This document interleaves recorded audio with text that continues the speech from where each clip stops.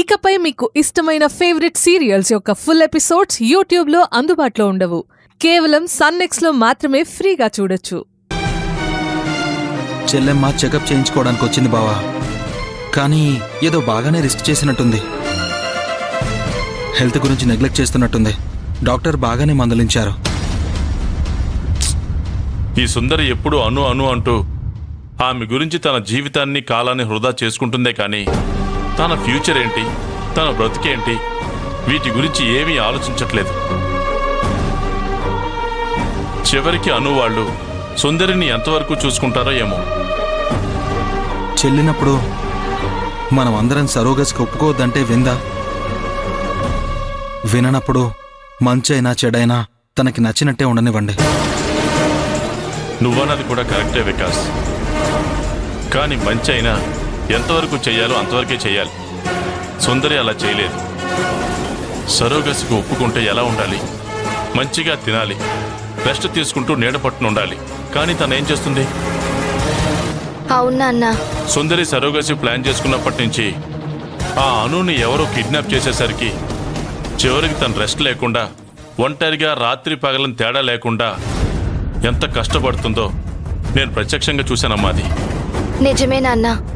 సమస్య వెంట సమస్య, ఒకటి పోగానే ఒకటి వెంట వెంటనే వస్తే ఎవరు మాత్రం తట్టుకోగలరు? సుందరిది సుఖం లేని జీవితం. తన చేతులతో తనే చేసుకుంటుంది. మరణం అనేది ప్రతి మనిషికి ఏదో ఒకనాడు సంభవిస్తుంది. కానీ సుందరిలా నిత్యం ఇతరుల కోసం చస్తూ బతకూడదు. ఆ అనుకి సుందరి ఎంత చేసినా కృతజ్ఞత ఉండే మనిషి కాదు. చేసిన మేలు గుర్తించుకునే స్వభావం కూడా కాదు నాన్న. అలాంటి వాళ్ళకి హెల్ప్ చేయడం కూడా నిజంగా వేస్టే బావా. ఆ ఇంట్లో ఇదివరకంటే సుందరికి ఏ సమస్య వచ్చినా పెద్దవాడు రాజేశ్వరి దేవిగా చూసుకునేవారు. ఇప్పుడు ఆవిడ లేరు. ఇక సుందరి తన కష్టాలని మనకెవ్వరికీ తెలియనివ్వదు.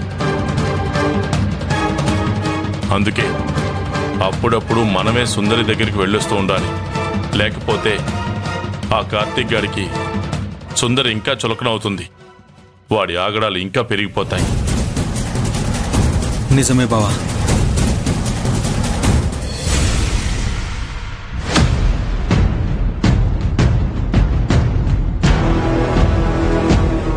కార్తీక్ సార్ ఆ మధ్య నేను వచ్చేసరికి నాకంటే ముందే వచ్చేవాడు. ఇప్పుడు రమ్మని చెప్తున్నాడే గాని వస్తాడో రాడో తెలియట్లేదు. ఇంతసేపు అయింది, ఎక్కడా లేడే.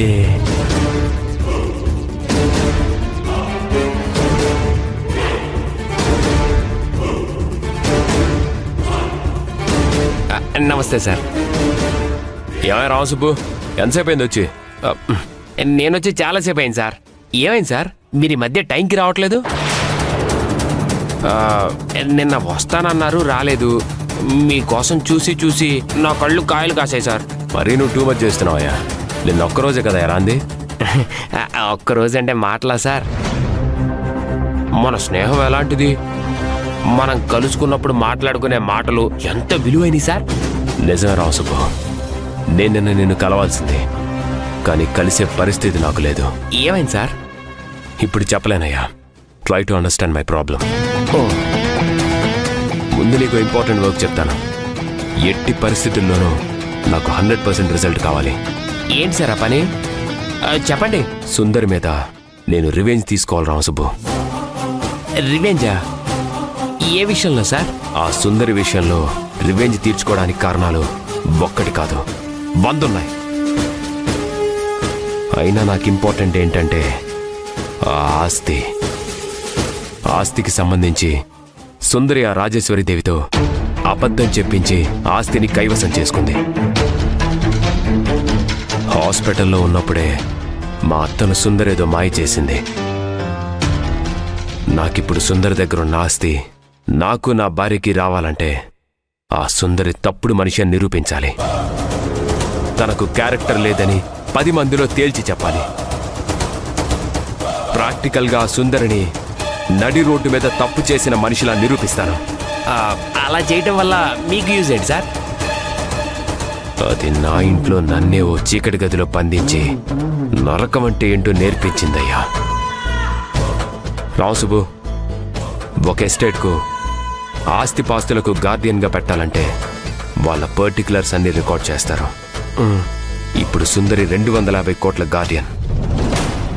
ఇప్పుడు దాని అంత ఆస్తికి గార్డియన్గా తొలగించేస్తారు. ఎలా సార్? సుందరి భర్త ఎవరు? మీరే కదా. మరి దాని కడుపు కారణం ఎవరు? నువ్వే సైలెంట్ అయ్యావంటే రేపు ఆ సుందరి కూడా ఆ ప్రశ్నకు సైలెంట్ అవుతుంది. అంటే అది తప్పు చేసింది. అంటే సార్, ఆమె ఆ విషయాన్ని నా పర్సనల్ అంటే అప్పుడేం చేస్తారు సార్? పర్సనల్ విషయాలు ఇష్టం వచ్చినట్టుగా బాధ్యతలు కలిగిన వాళ్ళ విషయంలో ఉండకూడదు. సుందరి భర్త నేనే. దాని కడుపులో పెరిగే బిడ్డకు నేను తండ్రిని కాదు. అలాంటి దానికి ఆస్తి అప్పగిస్తే నాశనం అయిపోతుందని ఏదో ఒక ప్రూఫ్ దక్కించుకుంటాను. సార్, ఇప్పుడు ఈ విషయంలో నేనేం చేయాలి సార్? నువ్వు సుందరి ప్రతి మూమెంట్ని కనిపెట్టాలి. ఎప్పుడెప్పుడు ఎక్కడికి వెళ్తుంది, ఎవరిని కలుస్తుంది, ఇవన్నీ నాకు తెలియాలి. అవసరమైతే దాని మీద అరగంట స్టోరీ బోర్డ్నే చేయాలి. అప్పుడు ఆస్తికి ఆస్తి వస్తుంది.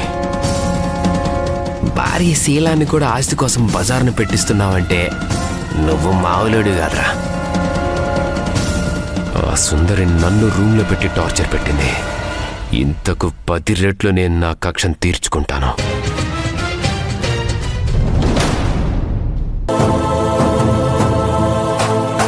మేడం, సుందరి ఏదో ఒక రకంగానైతేనే అనుని బయటికి తీసుకురాగలిగావు. రాజేశ్వరమ్మ, నీ మీద పెట్టుకున్న నమ్మకాన్ని నిలబెట్టుకున్నావు. కూర్చో. ఇంకేంటి చెప్పు. మేడం, కార్తీక్ వేసిన స్కెచ్ వల్లే అను మేడం కిడ్నాప్ అవడానికి కారణమైంది. అయినా తను మళ్ళీ మళ్ళీ ఇంకా ఏదో చేయాలన్న మనస్తత్వంతోనే ఉన్నాడు. హెరాస్మెంట్ కేసు కింద అతన్ని జైల్లో పెడదామా? మేడం, నేను మీకు విషయం చెప్దామని అనుకుంటున్నాను. చెప్పు సుందరి. కార్తీక్ ని నేను కిడ్నాప్ చేశాను మేడం. ఏంటి నువ్వు అనేది సుందరి? కార్తీక్ ని కిడ్నాప్ చేయడం ఏంటి? ఇంట్లోనే ఎవరికి అనుమానం రాకుండా బంధించాను. బాగా టార్చర్ పెట్టాను. తిండి పెట్టకుండా, కనీసం మంచినీళ్ళు కూడా ఇవ్వకుండా, కళ్ళకు గంతలు కట్టి, కాళ్ళు చేతులు కట్టి పడేసి డే అండ్ నైట్ ఉంచాను మేడం. నువ్వు చెప్తుంటే ఆశ్చర్యంగా ఉంది సుందరి. నమ్మబుద్ధి కావడం లేదు. అసలు నీకు ప్లాన్ ఎవరిచ్చారు? ప్లాన్ ఎవ్వరూ ఇవ్వలేదు. పరిస్థితులే నన్ను బంధించేలా చేశాయి. అసలు అను మేడం ని కిడ్నాప్ చేయించింది కార్తీక్ అని తెలిసాక నేను కార్తీక్ ని ప్రాణాలతో ఉంచకూడదు మేడం. కానీ అను మేడం కి అతని నిజ స్వరూపం తెలియక కార్తీక్ అంటే ప్రేమగా ఇష్టంగా ఉంటుంది. కేవలం అను మేడం కోసమే అతన్ని ప్రాణాలతో విడిచిపెట్టాను. నువ్వు కార్తీక్ ని బంధించి మంచి పని చేశావు సుందరి.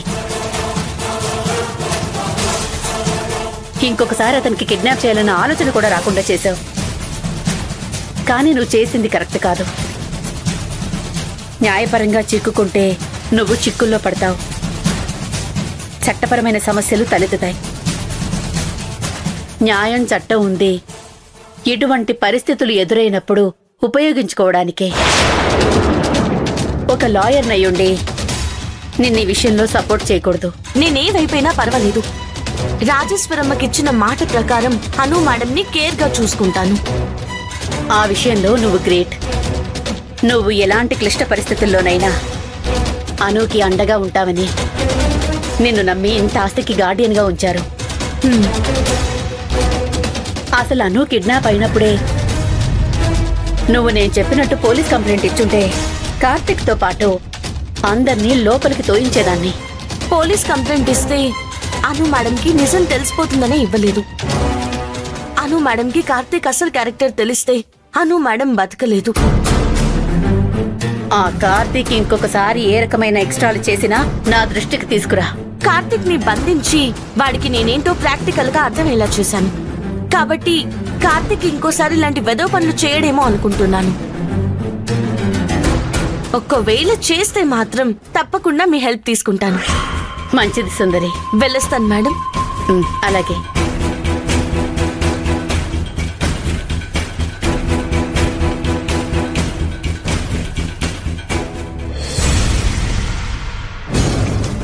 సుందరి, నువ్వు నాకిచ్చిన పనిష్మెంట్కి నీకు డబల్ ఇస్తాను. ఈ కార్తీక్ అంటే ఏంటో తెలిసి కూడా నువ్వు నాకెదురొస్తున్నావు. చూస్తా, నువ్వు కడుపుతో ఉన్నట్టుగా ప్రూఫ్స్ దొరకాలి. అప్పుడు ఈ కార్తీక్లో ఉన్న ఉగ్ర నరసింహుణ్ణి చూస్తావు. ఇంట్లో సుందరి లేదు, అను లేదు. సుందరి రూమ్లో సుందరి ప్రెగ్నెంట్ అన్నట్టు ప్రూవ్ చేసేవి ఏమన్నా దొరుకుతాయేమో చూడాలి.